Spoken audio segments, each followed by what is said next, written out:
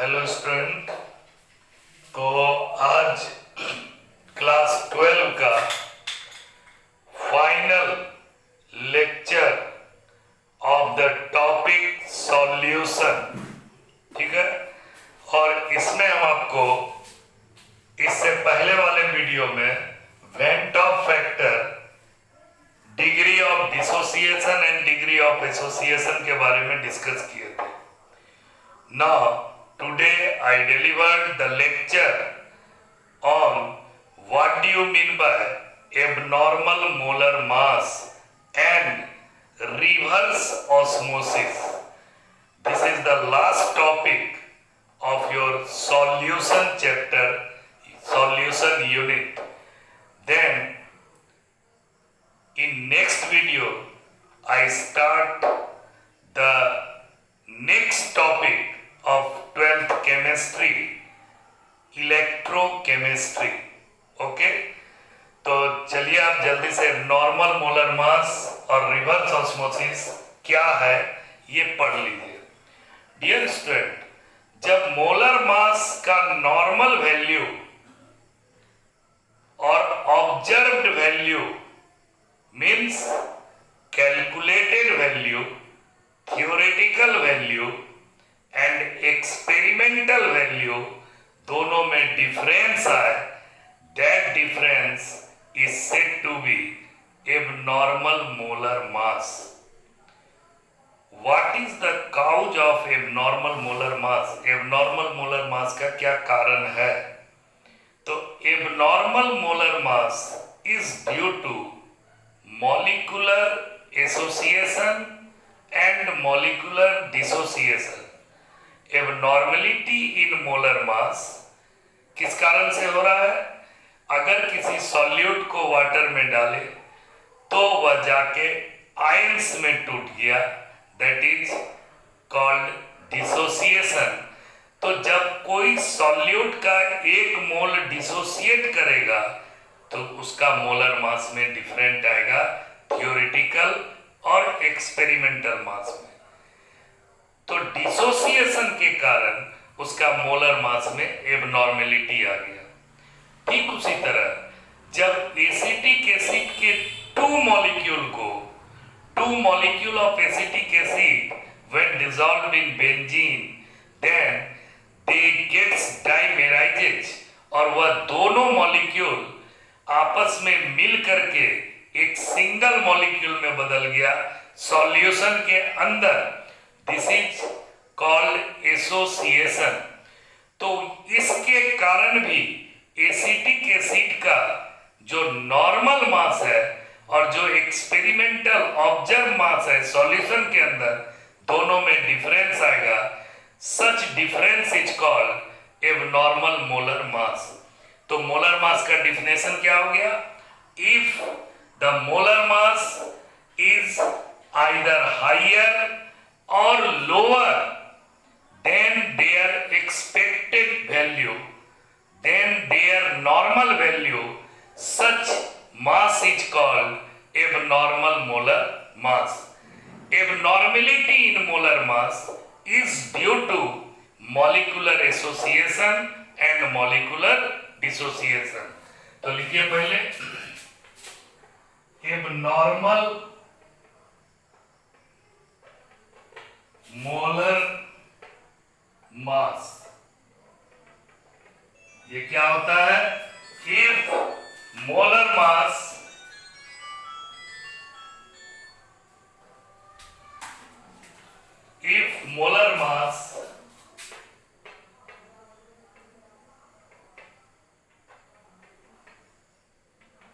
is either higher or lower than their expected normal value,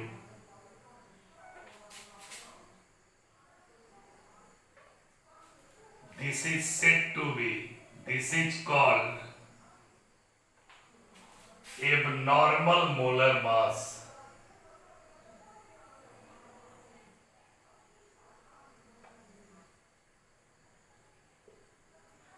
couch क्या हो गया इसका? इट इज ड्यू टू, या abnormal molar mass is due to, abnormal molar mass is due to molecular association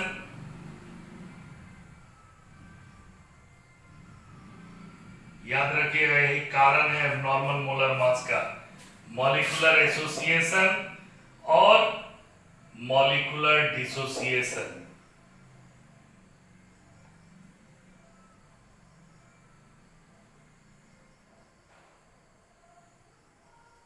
ये abnormality in molar mass का कारण हुआ। अब आपको दिखाते हैं, when molecules undergo dissociation in solution, then their molar mass is less than their normal expected value। Molecule अगर solution में जाके डिसोसिएट कर रहा है तो ऑब्जर्व्ड मॉलिक्यूलर मास, यानी सॉल्यूशन के अंदर जो मॉलिक्यूलर मास होगा उसका मास कम होगा उसके नॉर्मल थ्योरेटिकल वैल्यू से।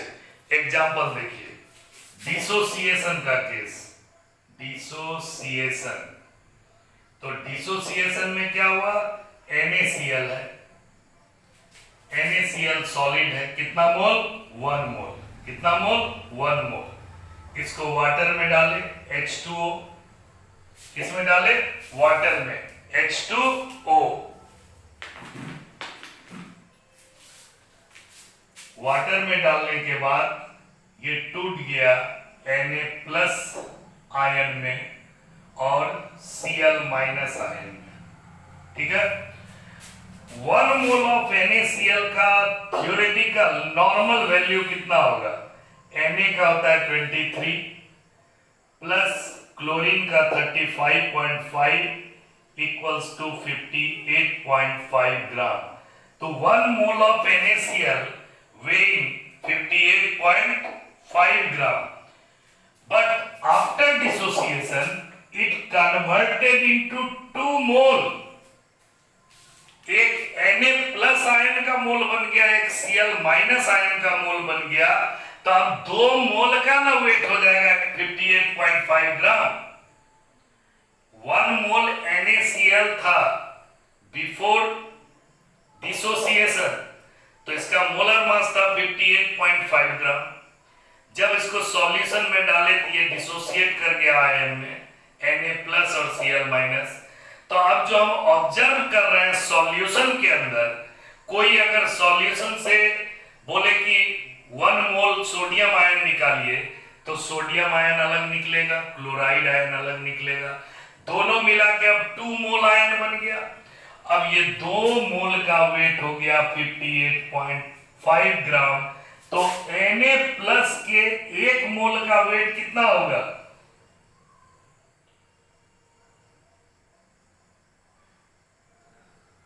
2 2 जा 4, 2 9 जा 29.25 ग्राम। इसका भी कितना होगा? 29.25 ग्राम। देखिए अब तो 1 मोल NaCl का वेट कितना था? 58.5 ग्राम। अब जब इसको वाटर में डाले तो कितना मोल बन गया? 2 मोल। अब 2 मोल का वेट हो गया 58.5 ग्राम। एक ही मोल ना Na+ और Cl- में बदला, लेकिन सॉल्यूशन में ये 1 मोल और ये 1 मोल, टोटल कितना मोल दिख रहा है? 2 मोल।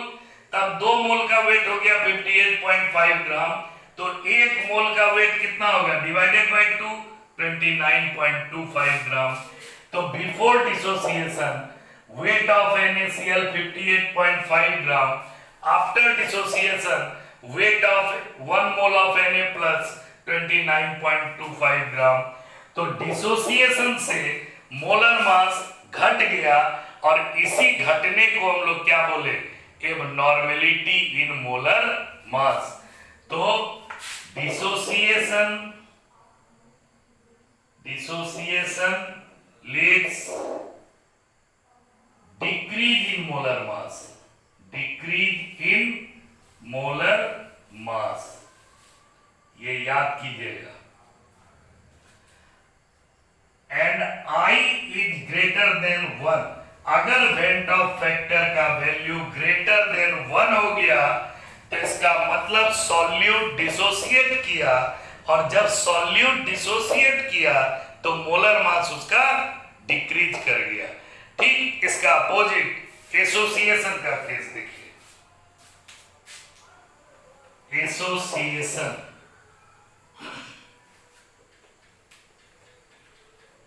यहां पे हम लिखेंगे एसोसिएशन।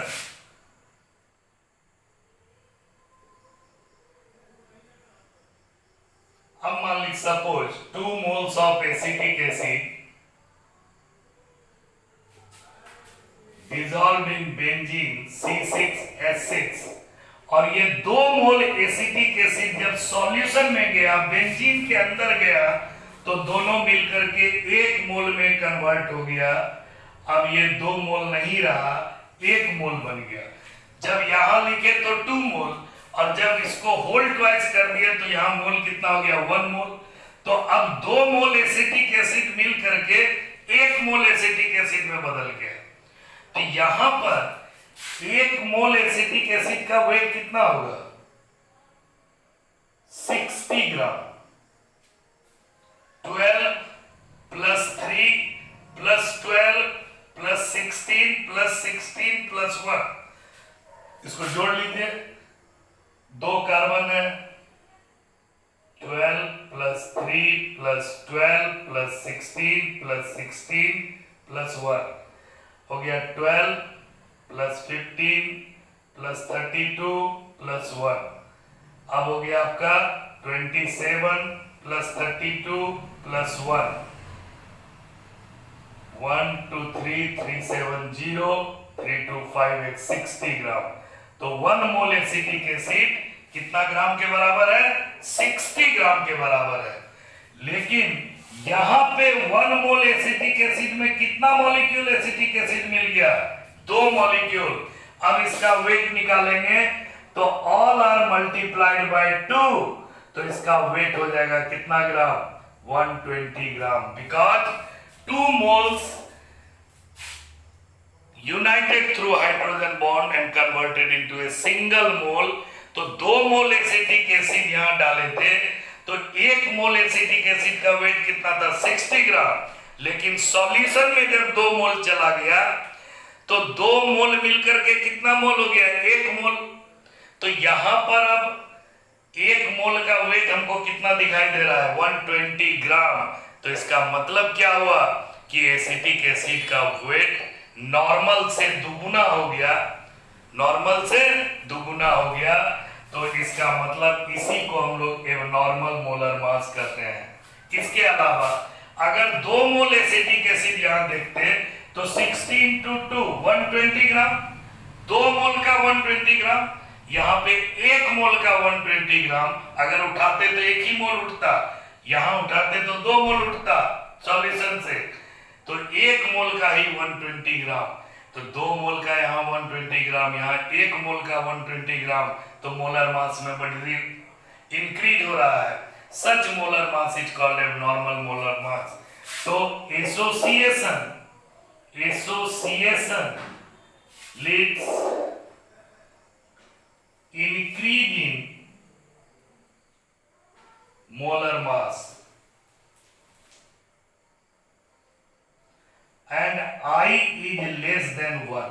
तो जब I का वैल्यू, वेंट ऑफ फैक्टर का वैल्यू लेस देन 1 होगा तो इसका मतलब सॉल्यूट अंडरगो एसोसिएशन, और एसोसिएशन जब होगा तो मोलर मास नॉर्मल वैल्यू से इंक्रीज कर जाएगा। तो ये हो गया आपका एबनॉर्मल मोलर मास। अब एबनॉर्मल मोलर मास के हिसाब से वेंट ऑफ फैक्टर को डिफाइन किया गया है।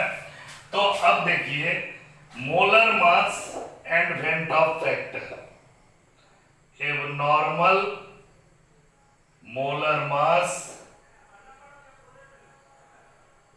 And van't Hoff factor,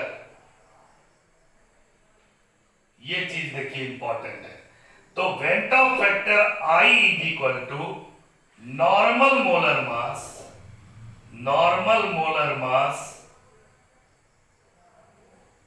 divided by abnormal molar मास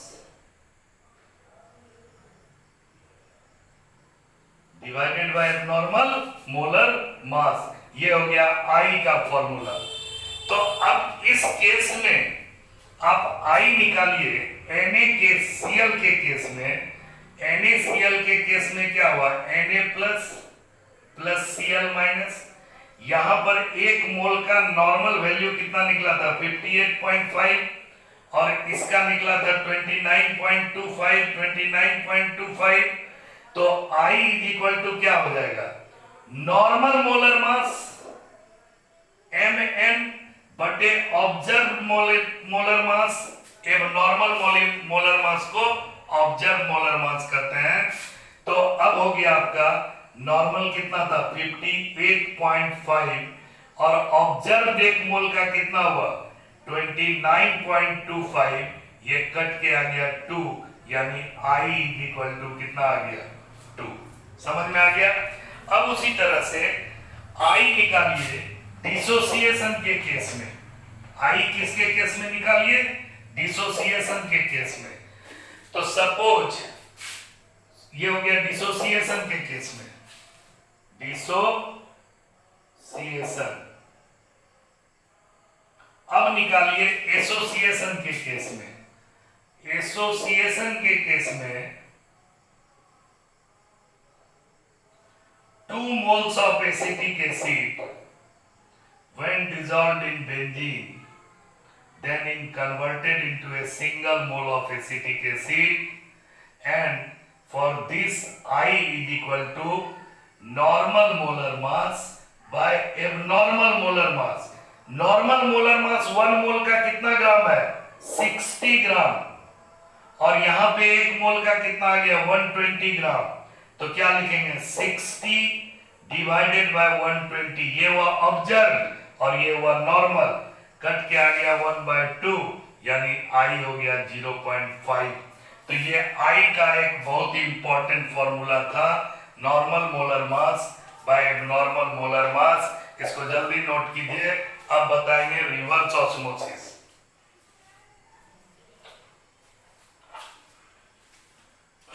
ठीक है, मिटा दे। चलिए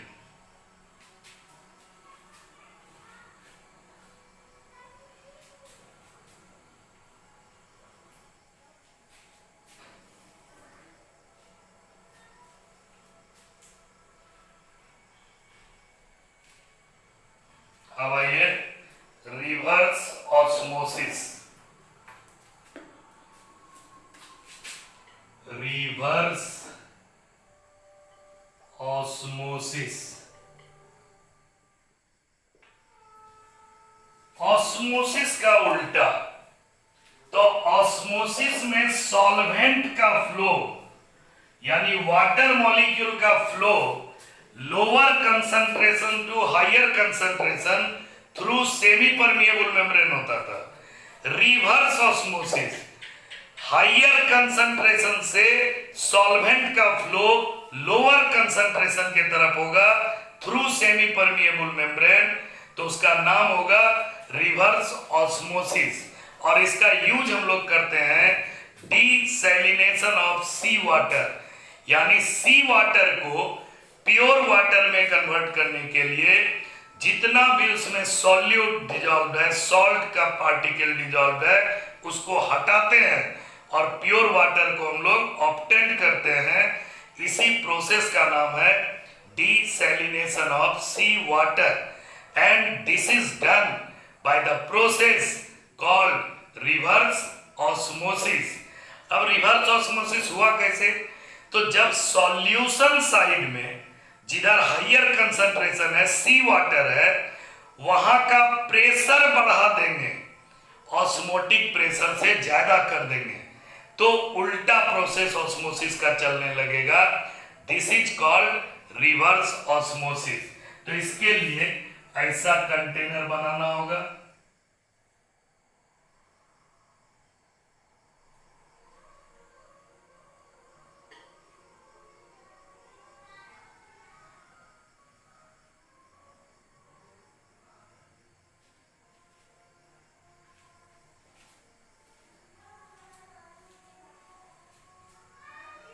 और बीच में सेमी परमिएबल मेम्ब्रेन लगाना होगा, SPM।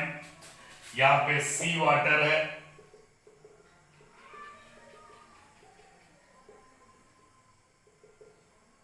सी वाटर having higher concentration,